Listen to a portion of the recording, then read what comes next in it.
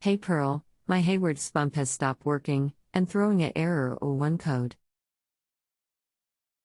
My book says this is an undervoltage on DC link. How do I fix it? How old is the appliance? Have you gotten error messages before? Saltwater system was installed 3 years ago. Ads. It has thrown a code before. That was a short circuit code. Right after a rain. Drying out for a couple of days and it started working again. Do you plan on doing the work yourself? Well, I am an electrician, residential AC. Haven't done any work on electronic systems before. Anything else we should know to help you best? Yes, at first, when it rained hard, it threw the 220 in the main box. NPW, not popping the 220, but motor starts to rev up, then shuts off, and throws the 01 code. Hello, my name is Billy.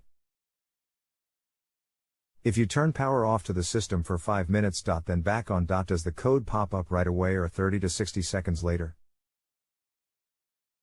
Don't know, we'll do that right now and get back to you. Okay, off for 5 minutes, back on, throwing code small or E5E. That's Re5E. PS. This is the electronic code window on the pump itself. Not the main large box. Resmos on phone. If I hit the reset button on the pump, the green motor RPM lights come on and the motor starts to turn. As it picks up speed, it then shuts off and throws the Re5EC. Hello. Find out anything yet? I apologize, I am in a pretty good T-storm and was losing connection. We need to put a meter on and test the power input. Whether a connection was compromised or there is a variance in power. The drive is still reading power is not acceptable. First, let's find out what exact voltage is being supplied to the unit. How would I do that, as I have no meter to check it? FYI, a tech came out and it was running fine. He said it could be the 220 breaker in the main box. It is a V breaker. But the pump came on full RPM after he said that. Of course, he had left and sent me a bill for 100.00. Still got the problem. I am at the mercy of what others have checked, so I cannot confirm breakers or not. What I can tell you is the unit has thrown 2 distinct codes relating to improper voltage. This is not like a refrigerator or well pump that runs regardless the power.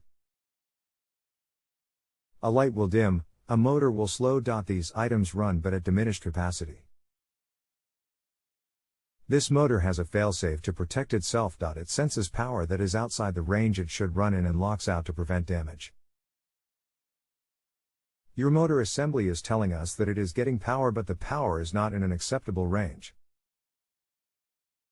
Bad breakers, poor wire connection, bad wire somewhere short/ground, basically somewhere the power is being affected.